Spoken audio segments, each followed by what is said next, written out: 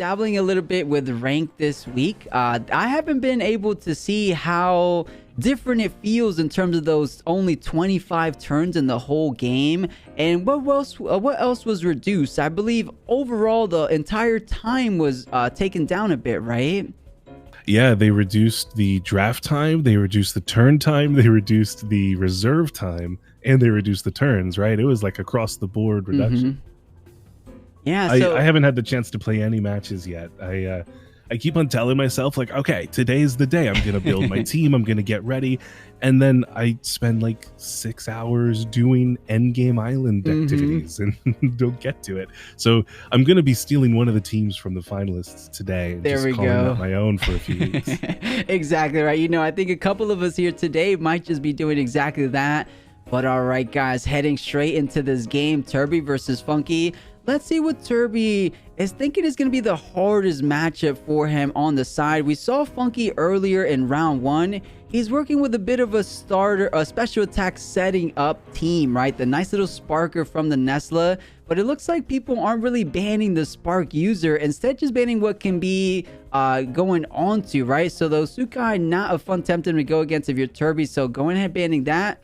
And Funky going ahead and banning the 𝗬𝗂𝗏. So fair trades all around. But we will get the things going with Turbi's 𝗬𝗏 as early as turn 1. Yeah, Funkyhao's team really just has so much aggression. With this double fire lead, he does kind of leave himself open to something like the Turok, or even, dare I say, 𝗬𝗃𝗃, let's go. Although it doesn't get any neutral synergies, this might just be that Spec Master going for a Thunder Strike, taking down potentially the Hedgen on turn 1. I think Hedgen's a little bit scarier. I think so as well. However, Hedgen does have access to the good old Generify, right? Won't get that one turn of evasion, but perhaps just enough to get not being able to get one hit KO like it would otherwise, right? So we'll see. I do know Inky's are ran quite fast, but with that gotta go fast trait, always doing everything in 3 priority, I do think, I know, of course, Rawrzyyy, we're talking about Funkyhao here, right? He tends to run his Temtems rather speedy, so we'll see, of course. I've seen Funky slow down. It's almost seems sacrilegious. I don't know if this team, I mean, some of these stems definitely are the speedier type, but then others with the likes of 𝗧𝗲, a lot of bulkier Momos out and about. It may be more mid-range today. The Valash of old is not anymore. I can see it. We will find out here today, of course. We will start with game number 1 of our quarterfinals. Who's gonna get a bit of that upper hand? I like what Rawrzyyy said though. A big old Thunder Strike, either on the Tokon or the Hedgen. That just seems like a bit of the straightforward play. But perhaps Funkyhao has a double up onto the Inky, right? A Fiery Soul into harmful microwaves. Do you think that might be enough for the Inky? Yeah, considering this is chamomile and not pan sunscreen, that Fiery Soul is going to do a lot more damage. That could be enough to kill, and that would be pretty detrimental, as there aren't the best swaps in the world. You're pretty much forced to bring Turok in, and Turok wants to keep his health for later. Turok doesn't like taking damage on swaps. That's really his greatest strength, has got to be that bulk, but because he's so slow, he needs to keep the HP when he's on the board, get attacked the same turn that he attacks. And if you swap in, you take that turn 1 damage for free, it's going to be looking pretty rough for Turbi going forward turn 2, 3, 4. Yeah, I think it's really well said. It does end up being on that speed, right? Of course, that's a 3 priority Fiery Soul, so perhaps it's just not good enough to risk. But instead, it was going to be the Hedgen going to be swapping out for the 𝗧𝗲, perhaps trying to get these sparks online earlier than later. Does the Inky stay in? Does he have any fear in him? But Turbi, not scared of anything. Momo and 𝗧𝗲, definitely a worthy target of a Sparks with this Momo. And it's not a Thunder Strike. We don't want to blow the stamina. I'm not entirely sure. DC Beam trying to outspeed, trying to do what we can. Not too much damage onto 𝗬𝗃. I think that it can still be killed before it attacks, though. It's likely that this Inky is still faster than the Momo. Yeah, that was interesting, right? It decided to go for a DC Beam, perhaps just in case there was a swap out, so it wasn't like a major stamina investment.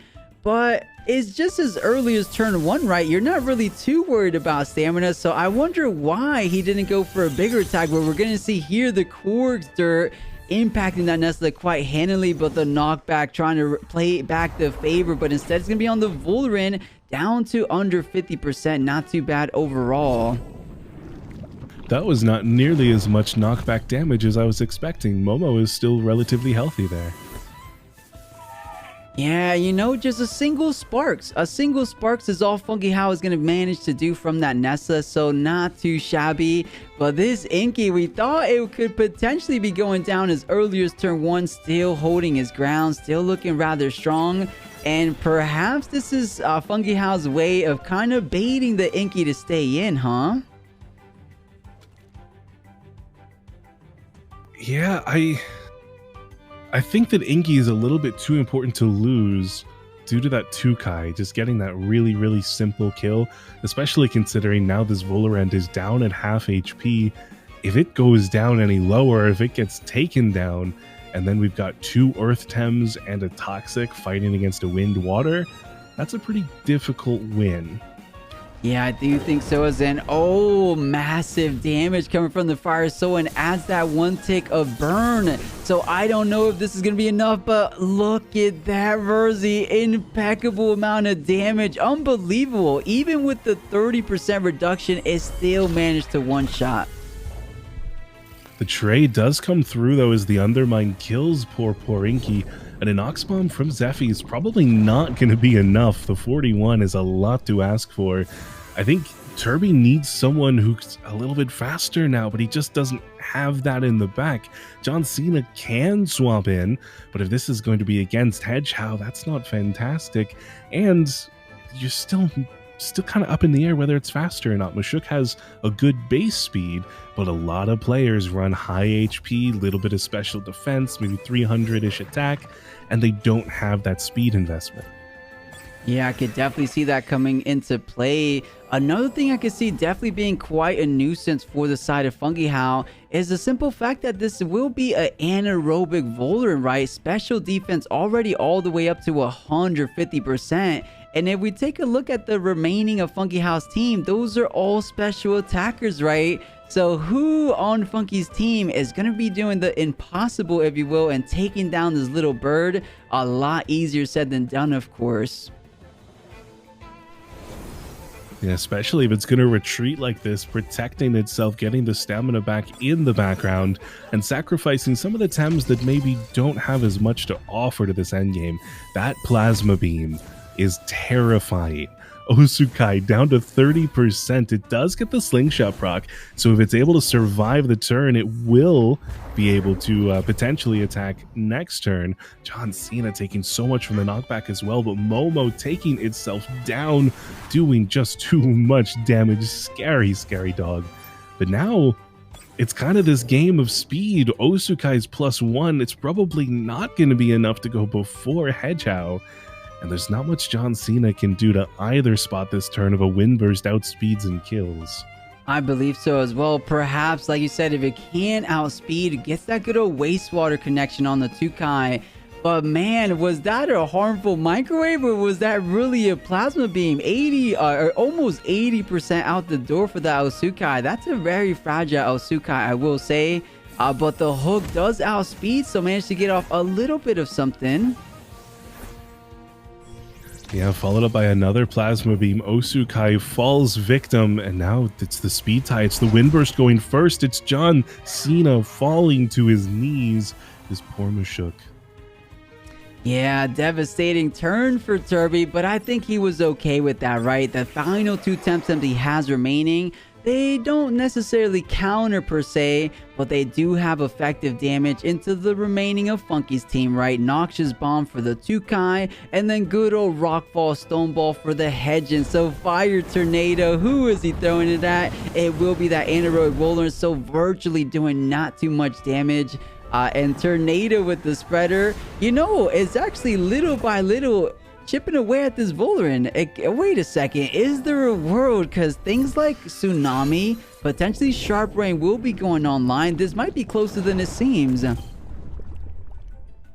I think that that's still a lot to ask. The Nox Bomb does so much damage on the poor 𝗧𝗵𝗺, and Stone Ball will be killing the HeadChao at 63. It's just not a bulky enough Tem to survive that. I think really what worked out for Turbi here was the timing of getting those two Tems on the board. Losing both the 𝗧𝗵𝗆 and 𝗬𝗠k when he did meant that he could get Turok to kill the Hedgen before there's a Sharp Rain that can potentially just destroy it in combination with a Plasma Beam. I think Tolkien had already been injured a little bit when the Thunder Strike hit it, right? But without the burn, with the chamomile still up, I think you're absolutely right. That could have been game-changing if it was a Thunder Strike instead of a DC Beam. Yeah, either or. Let's go ahead and jump into the secondary game of our quarterfinals. Turbi one more win away for progressing forward into the semis, but it's up to Funkyhao to decide if he wants to let it go. Of course, he's not just deciding, he has to get it done. But now he has blue side, and with these more aggressive teams, or as you mentioned, I guess he could be more mid-range. But either way, having that early blue side on this game too, let's see if it makes it a bit easier of a time against Turbi. Because it was decently close, but not too close, right? Turbi looked like he had solid control for the majority of that match. So let's see if Funky learned a thing or two from that first game. Initial bans, I think, are slightly different now, right? 𝗬𝗏𝗻 and Tolkien. I think first ban last time on Funky's side was the Owusukai. Still getting an Inky lead though, nice and fun. And Funkyhao with that move flank, even after the nerf, move flank still feels like a really solid Tem. You just reduce the attack a little bit, add it onto speed, and you don't miss it that much. It still kind of feels the same. Yeah, you can notice, I mean, resistance badge only went from 15% to 13%, right? So it wasn't a major nerf. You feel it a bit, but it wasn't too impactful. But oh, the double neutral lineup coming out from Funkyhao doesn't take effective damage as early as turn 1, but does or you know, doesn't do, or just does solid neutral damage all around. I could almost see it being a double edge Momo. What are we thinking? Do you think he's running double edge? Because what else would you possibly do on turn 1, right? I mean, that's the only decent turn 1. Otherwise, we're looking at like Nibble or Jaw Strike. Those are both physical, so that's not really likely. Definitely, I can see it. Of course, we'll be finding out here shortly. So Hedgen, that beautiful 𝗬𝗏 always a partner in on Funkyhao's team. Well, this was low-key a potential winning condition for Turbi, right? I'm a bit surprised that it didn't catch the ban. Because, I don't know, I mean, it looks like Funkyhao really prioritizing knocking out those water Temtems, right? Well, there's only one real Temtem that takes effective damage, and that's the Hedgen, right? The other remaining teams, they don't really pose too much of a threat, right? The water on Nesla, 𝗂𝗏𝗆 on Tukai, I'm wondering if instead should have been that Volerin, right? Because he really had a tough time with the Volerin, so I'm not too sure. What do you think, Rawrzyyy? Do you think those two waters were all right? Banning the waters, especially 𝗂𝗏𝗆, getting rid of Hydrologist, it makes sense for the neutral Tems. I know like move flank is taking over half to a water cannon, so I don't know. It's good for the turn 1 too. I think in the end he may find himself regretting that just a little bit if 𝗬𝗵𝗆 the Volerin does get set up like it did last time. With 2 waters and 2 neutrals on Funky's team, 𝗬𝗵𝗆 is free to spam Nox Bombs as it pleases. There's only one Tem with that Hedgen that it's going to be ineffective damage against. But even then, you hit the Hedgen effectively, you get +2 special defense. It still feels like a good trade for Vola. I believe so as well. So just like we saw in game number 1, brings in the Nesla to try to get those sparks ASAP, but the Thunder Strike this time doesn't go for the DC beam, doing 0 damage thanks to that electric synthesize trait. Oh man, if only the speeds were a little bit different here, we could have seen the electric zap brap right back up. And we may still see that this turn, you never know. Brap is above 50% if just wants to heal itself, kill the Inky. Although I think a Sharp Stabs plus Toxic King probably still kills in the end. Yeah, I believe so. And Inky, being as fast of a Temtem as he is, that 3 priority move might just outspeed the 3 priority move from 𝗫🎏, right? Well, we don't know if it does have access to aquatic whirlwind. We haven't seen it this round, or this tournament rather, but it could. But instead goes for the sparks on the Momo. I think that is a potential better play, but does that mean he did not click? Oh, he went for the Quarkster, of course. Yeah, I misspoke there. It is the special, not the physical. But wow. Plus special attack sparks knockback on this poor Inky. It never stood a chance. Yeah, never ever. However, 𝗫🎏 might be packing quite the punch with this narcoleptic hit. 69 down to 19%. Nutrition bar bringing back up to 25. So not too bad. That means one more Undermine could be deployed from this Momo, and literally every single Temtem that's chosen is going to be taking well over 50%. I don't think there's anything that could bear the force of an Undermine straight from a Momo at that 25% increase. Maybe if it's a heavy special defense Meshuggah, but I don't think so. 50%, I'm calling it easily. I think so. It has to outspeed, of course. Yeah, and I think for at least this turn, Funky does have the speed advantage. Momo plus 𝗧𝗏𝗺. We saw last time the Windburst outspeeding John Cena. So this could just be the dead John Cena this turn. Windburst goes first, does quite a lot of damage, and Undermine onto 𝗫🎏 instead. Ooh. Not enough to kill, 10% remaining. That means Wastewater on 𝗬𝗠 will be enough to kill with the tick, and 𝗧𝗏𝗺 is not going to like... Oh, Allergic Spread instead of Toxic Ink. Just making sure more damage is dealt, although Nut Bar not enough to save Momo. Yeah, perhaps just in case the Momo retreated down the line, but just covering all his bases. Funkyhao really did wish that 𝗫🎏 went down, of course, just to save some HP on the 𝗬𝗀𝗽. But now things like Tornado are online. There's not too many swaps you can do. That 2-Rock does stand out, potentially coming in. It does seem pretty appropriate because you're not going to go for a Tsunami against this board, right? It's pretty straightforward Tornado, I would imagine. But we never know, of course. We'll see. Yeah, it doesn't feel like there's necessarily a downside to Tornado. Even if it's the double swap and you deal less damage, and Tsunami sure would have been better for the 2-Rock, I think that you can still deal enough damage next turn that it's okay.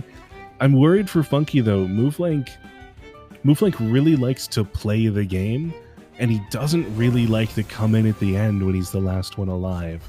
He enjoys not being targeted. That's, you know, unnoticed the entire time.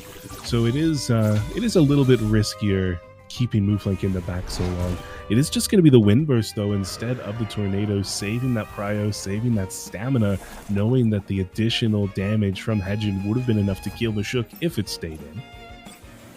Definitely, and you know, this is looking a lot better for Funkyhao. I believe he kind of just put the pedal on the gas, and now not letting go, of course. It looks like he wanted to do as much damage as possible before this Volrun got good and set up, right? No increase on special defense whatsoever, and if he does get one across here, he's still going to be finding himself rather low, right? If he goes for a Tornado now, even though it doesn't do too much damage on the 2-Rock, he does have an... Oh, never mind. I thought the 𝗫🎏 for some reason was still alive. He only has the MoveLink, as you said. Oh, that's actually a bit more difficult, I will say. As you mentioned, MoveLink doesn't like to be there all the way at the end. Fortunately, in the more ideal situation, try to get a little unnoticed prog earlier in the game and then come in at the very end to try to sweep. But we'll see. I mean, overall, the HP is favoring Funkyhao for the time being.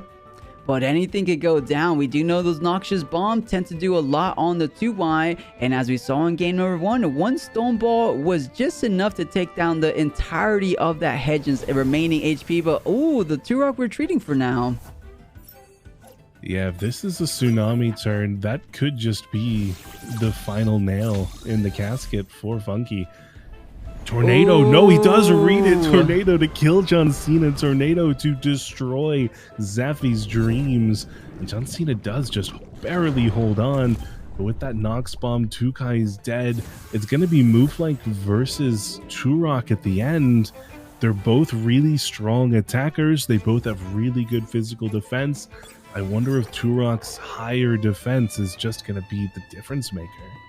Yeah, we will see indeed. You know, I believe the speed is favoring this 𝗬𝗪𝗁 so far, right? And a little simple Hellfire is all it takes, right? A Hellfire knocks out the Voliran, but might as well just keep it nice and slow, or nice and small, I meant. Plasma Beam just go and take down the Machoke. The double kick, taking down the Voliran. And Rawrzyyy, it is not a 1v1 situation. This is a 2v2, and that is indeed a neutral Temtem to the side of the 𝗬𝗪𝗁, right? So Generify will be online. The evasion will be brought in. So this Turok doesn't have a nice little easy stone ball, if you will, on the 𝗬𝗪𝗁, but the goring 100 all the way down to 68.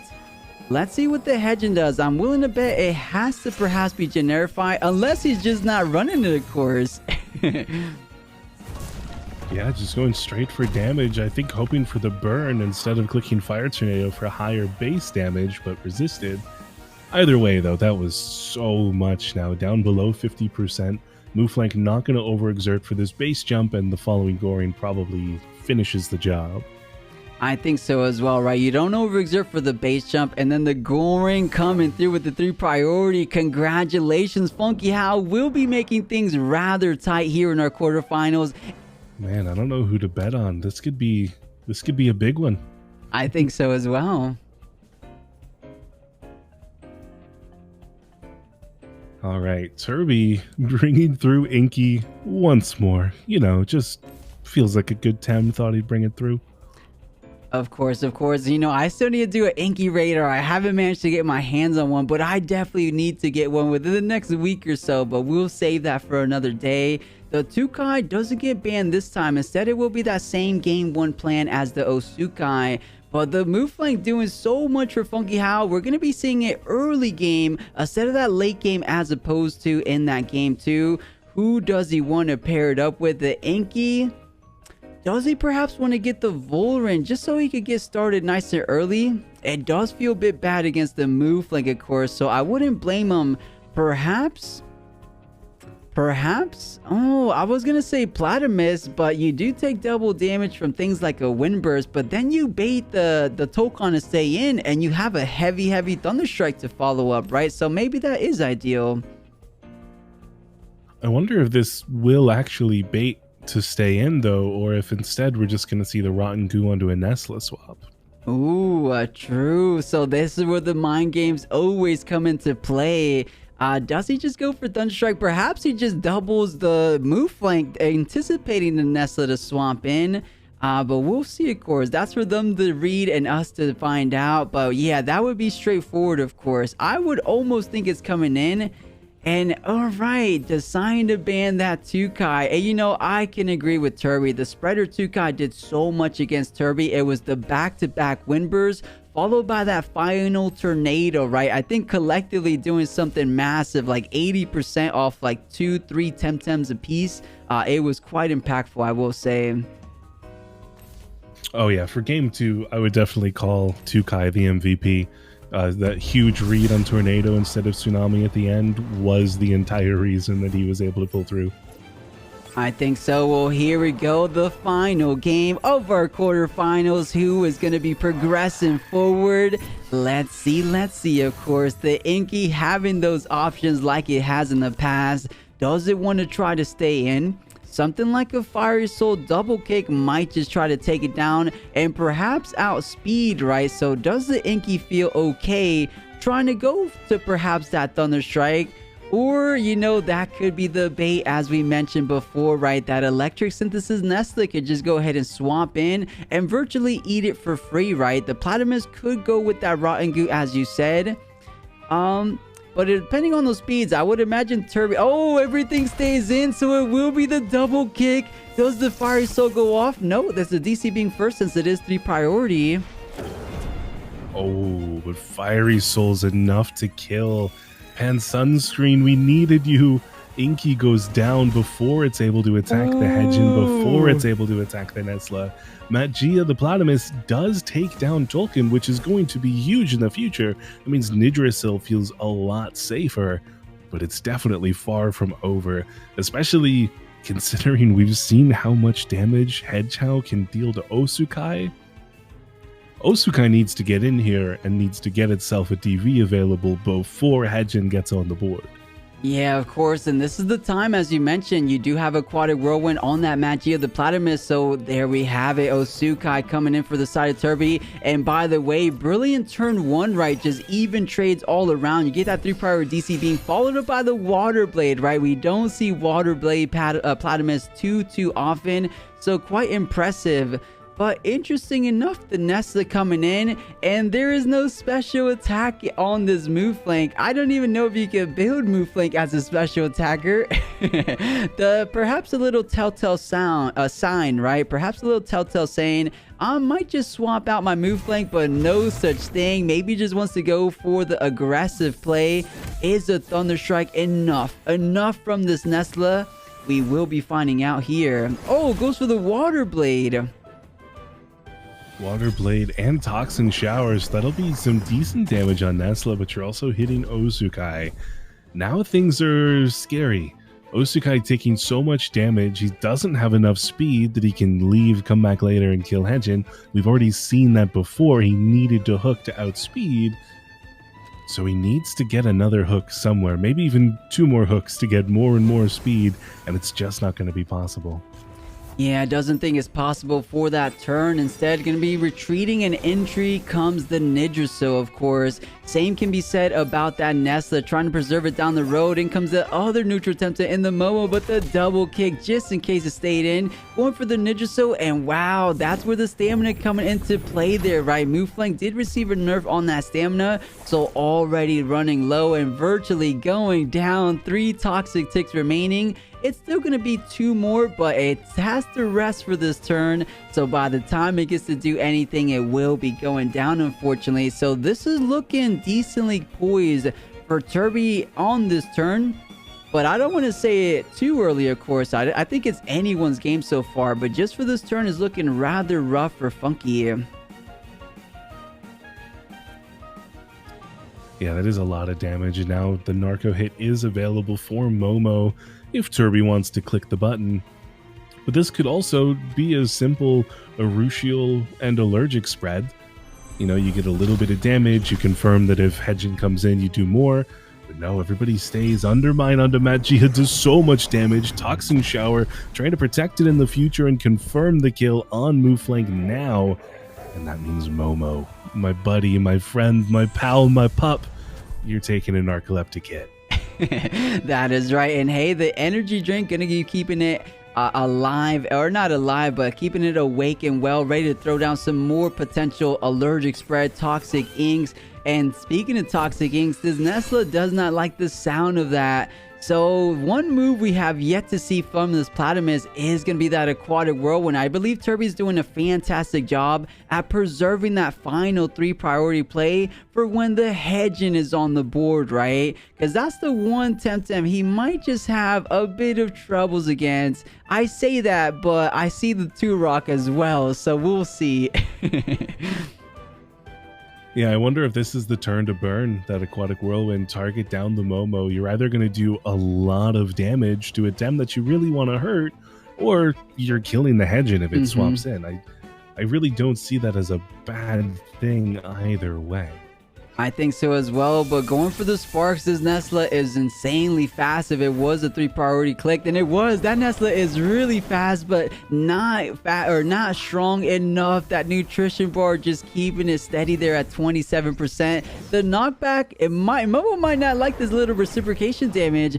Oh, all the way down on the 𝗬𝗪𝗀, and same almost, but Rawrzyyy, he doesn't follow it up with the toxic ink. Instead, he splits attack, so these Temtems are now finding themselves in that red HP. You know, was he setting up for a potential allergic spread? But he's kind of slow, huh? I don't think he's going to be able to get off an allergic spread. I think bringing 𝗬𝗃𝗽 in, his best bet is... If everybody stays, his best bet is hook on Momo, hope that Nestla kills 𝗬𝗃𝗽, and then 𝗬𝗪𝗀 can kill Nestla, and then you've got the 2-rock versus 𝗬𝗃 fight at the very end. That would benefit Turbi. If swaps, no, there's no swaps. Everybody stays. So it's all up to this Nestle. If it wants to kill Yggdrasil, it probably still dies to the hook next turn, and we see the same kind of outcome for Turbi. Oh yeah, so Funkyhao find himself in a hard position so far. Of course, you have to take down the Yggdrasil just to give another little lifeline for that Nestle, but as you mentioned, now that's a +2 speed Ozsukai he has to deal with, and Hook is online every single turn, and 𝗏𝗏 is online every single turn. Something tells me that he doesn't have Generify, and here we go, everyone. Turbi will be crowned our quarterfinals victor.